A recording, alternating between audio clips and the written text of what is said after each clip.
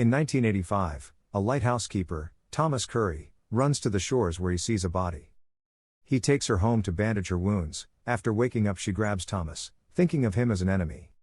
She suddenly falls onto the ground because of her wounds. Thomas makes tea for her where she introduces herself as Atlanna from Atlantis. They both fell in love with each other and married as the time goes by. Soon, they have a child, naming him Arthur, who is predicted to reunite the worlds. Days gone by, and Arthur grew by his age. One day the Atlantean soldiers is on their home to take Atlanna back as ordered by Orvac, the king of Atlantis. Even after defeating the soldiers, Atlanna had to decide to go to Atlantis for her family's safety. One day, a group of pirates, led by Jesse Kane and his son, David Kane, board the Russian submarine. Arthur arrives to save the soldiers, where he confronts the pirates. David confronts Arthur, where he is left with no chance, but Jesse comes saving him, shooting Arthur away. Jesse leaks the submarine and gets stuck under a missile. His son asks Arthur to save him, but he leaves them as they killed innocent people. Jesse sets a bomber while his son escapes, who intends to take his revenge afterward. Thomas awaits Atlan on the shore as promised, but instead, Arthur comes to meet him, and they go to the bar. They hear the news reporting the submarine incident, and he becomes the metahuman dubbed as Aquaman by the public. He talks about Atlantis and ensures that it has killed Atlanna, which they are not sure of. Sitting in the bar, some dudes come who seem to be troublesome, but they spend quality time together. On the other side, in Atlantis, King Nereus, Orvax's son and Arthur's younger half-brother, convinces King Nereus of Zebel to help unite Atlantis and destroy the surface world for polluting the oceans. If unites all four kingdoms, he will receive the title of Ocean Master, commander of the most powerful force on the planet. They talk about Arthur, where they are attacked by a land-dweller submarine. And they hardly save their lives. And destroys the submarine. Meanwhile, in the night, Thomas and Arthur leaves for home where Mera, Nereus's daughter, comes to request Arthur's return to Atlantis. She informs about deciding to set a war. As Arthur was the firstborn son of Atlanna, he holds the right to be the next king, but if he doesn't take his place, will hold the throne and disrupt peace. Out of the whole Atlantis, only Mera and the vizier believe in Arthur and seek peace and harmony. Mera tells him about the lost trident of Atlan, telling him to take it and claim his birthright. Arthur says it's a myth, and after hearing about Atlanna's death, he ended everything with Atlantis. David meets with the Atlanian soldiers under Orm's command. It is revealed that the submarine attack was a self-made attack by Orm in union with David, seeking individual intentions. Orm plans to take the throne and reunite Atlantis by starting a war with the humans, whereas David wants to take revenge for his father's death. A heavy storm hits Arthur and Thomas on their way home. Mera comes for help, where she introduces herself. They see a part of the city has been destroyed. Mera says that at Orm's doings. News of natural disasters is all around the globe, and a researcher named Dr. Shin suggests the Atlanteans are taking revenge for what humans have done to their ocean, as Aquaman is already one of its proofs living on the surface. Meanwhile, Arthur shows Mera the location where he met with Vulko and acquired his first lesson from him when he was a teenager. Vulko showed him his capabilities. Vulko trained by his age as he grew up, first swimming, then fighting. Vulko trains him with the trident of Atlanna. Arthur only wishes to meet with his mother, where the truth is unfolding. After her return to Atlantis, her bound marriage with King Orvax gave birth to Orm. Orvax later found out about Arthur, and out of his jealousy, he executed Atlanna to the trench. At the present time, Arthur joins Mera in her ship and proceeds to Atlantis. R2 surely has a brain at least. He asks Mera why to build a bridge underwater. Yeah, same question, bro. Mera tells about the border customs when entering the city. What? They even have customs and diplomatic clearances. Incredible. Exaggerated. Arthur meets with Vulko after a long time, where he is told about Orm and the war he plans. Vulko tells him to take the throne by proving himself worthy. He then shows him the Atlan's trident to look for.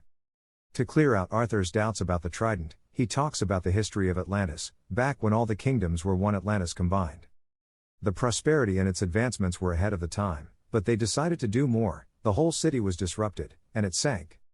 The technology they had established, by which Atlantis sank, gave the survivors the ability to breathe underwater. But the king who holds the first trident, known as the Lost Trident of Atlan, rests in self-imposed exile after the fall of Atlantis. Vulko says that their archaeological teams have found something that uncovers the hidden truths. It was at this moment, until the Atlanian soldiers arrive suspecting an illegal entry. Vulko and Mera had to leave the place as they could make use of themselves to any policy for Arthur later. Meanwhile, Arthur is arrested and presented in front of Orm. Discussing facts of the war, Orm puts his condition that he will only stop if they face each other in a 1-versus-1 battle. Mera and Vulko both oppose in favor of Arthur, but he himself accepts, having no knowledge of the rules. Orm makes the announcement of the fight, where everyone calls Arthur a traitor and half-breed. Mera comes to her father, embarrassed, to see a king bow before Atlantis' king. He tells her to face the consequences, as it should be done this way anyhow. Arthur's trident is her mother's and Orm wields his father's. Fortunately, Vulko understands that the competition was another setup to execute Arthur so Orm could not be dethroned. Meanwhile, fighting with Orm, Arthur unfortunately meets with his defeat as his trident gets broken with 3 consecutive attacks. Mera uses her special ability and throw Orm in the ring controlling water to stay out of his reach and escapes with Arthur. The Sadiers chase them across the city in ships. Eventually Orm joins the chase, he takes his aim and shoots their ship down. They leave the ship and by Arthur's command they hide inside a whale. Orm sees the ship going into lava and guilts for his action. They go by plane to the Western Sahara Desert. Mera says that she don't want to go back to Atlantis as she betrayed everything to save Arthur. In Atlantis, Orm uses Mera's tracer where Orm furiously commands to finish them off. But because of Zebel and Vulko's presence, Orm is suggested to bring Mera alive and unharmed. Meanwhile, Mera uses her GPS to figure out their destination. Once reached, they jump off from the plane. On the other hand, David is offered a new suit and a weapon stronger than ever only to kill Arthur and Mera. Orm uses his aid so he can work out his plan meanwhile. These two punks are wandering out in the nowhere. Arthur was just complaining about the desert and that they are wasting their time where he is sucked into the sand. Mera follows him down to the bottom. She was about to fall where Arthur grabs and saves her life. They are now in the Kingdom of Deserts, all deserted long ago. All the doubts were cleared when Arthur sees the forge of the Trident of Atlan. They see a special kind of lock whose key was that cylindrical object given by Vulko, but it doesn't work. Mera seems to know about its working. She takes Arthur's sweat as water to unlock it. A holographic message recorded by King Atlan telling them about the extreme capability of the trident and the rightful should only keep it. Mera destroys the cylindrical key so it remains a secret for anyone else, especially Orm. A hidden storage pops out which contains the bottle King Atlan told. It had a map to the location of the trident. Their next stop is Italy. Arthur keeps himself with Mera as he starts to like her. They even ate rose together. How romantic, ah. Orm on the other hand is showing his true colors as he kills the King Riku who rules the Fisherman Kingdom and respects the humans. His suggestion to educate the people instead of starting a war desired Orm to take him out of the side and command his army to set forth. King Nereus aids by killing the rest of the soldiers. Meanwhile, Arthur tries to solve the mystery. Atlas told only in the hands of the true king can he truly see. Different statues of different ancient people are beside them. Arthur rewinds his history knowledge and puts the bottle in the hand of Romulus, the first king of Rome. He then looks through the bottle and sees his direction. They get under attack by Manta. David, now calling him Black Manta. Mera is supposed to get arrested, but she runs for Arthur after defeating them. However, Manta now holds the Atlantean steel by which Arthur eventually got wounded. Lame excuse, homie. Manta reveals how he got help from Mera's family who kept tracing her. Mera tries to run away from one of the remaining soldiers and where the city faces destruction. Mera almost gets herself grabbed by the soldier but manages to defend perfectly. The soldier comes to be the tracker who kept eyes on her. Also, Arthur defeats Manta but he is not dead. Arthur himself is injured and tells Mera about the bracelet having the tracer. She breaks it away. Arthur wakes up in a boat Mera had stolen and sets sail to their next destination.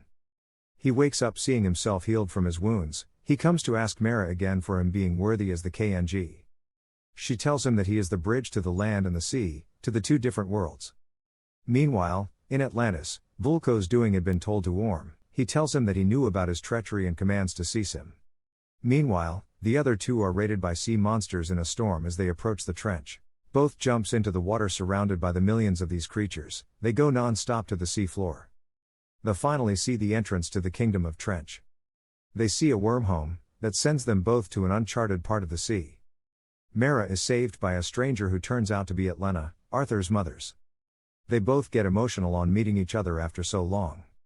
Atlanna tells her story. Once she was thrown into the trench, somehow she survived it and came here. She apologizes to Arthur for whatever has happened. He tells her about Thomas, who keeps on waiting for Atlanna to come meet him as promised. Arthur is told the only way out of the reel is the trident, which is being guarded. So in order to get it back, Arthur faces the Karaten, a mythical sea monster and keeper of the trident, and reclaims the trident, which grants him control over the seven seas. Karaten mocks him the same way, telling him to be the half-breed and unworthy traitor, but he only is the one who has ever came to conversate with the Karaten as Arthur could. After this, he gives him a chance if he could take the trident from Atlan's hand, as no knee could do that prior to him. He takes it and holds himself the power to control the whole ocean and its creatures with the trident. He comes out completely changed. His mother sees him saying the true king. Meanwhile, Orm and Nereus had gathered all the armies against Brines, known to be the most powerful among all the other kingdoms. They started a war between them, in order to reunite Atlantis as one big nation so they could attach the surface. Unfortunately, Orm defeats by knocking out the king. He lets him live in a choice as he himself declares to be the ocean master by defeating all the other kingdoms. He is about to finish him off as well, but the biggest and the strongest creature living in the ocean, the Karaten, comes out, throwing out everything in its way. Arthur rides him and Orm commands to aim at it, hoping to win, but all what he could hope, Arthur controls him as the true king. He holds the trident, which helps him command every creature of the ocean and sends order to turn their sides. Mera joins the fight, then she comes to her father telling him about Arthur and to defeat Orm to settle everything. She convinces Nereus to stop invading as they are only causing death to their own kingdom. He and his people both agrees her, and accepts Arthur as the king. Orm and Arthur confront each other outside the ocean. All of the rest follows them to the surface. Mera comes to Vulko to come and assist. Orm doesn't want to accept Arthur even by the trident, so only way out is bloodshed and they fight. He uses the technique Vulko showed him, telling him to master the trident as he would learn it. Orm comes forth, but his try makes his trident come in pieces.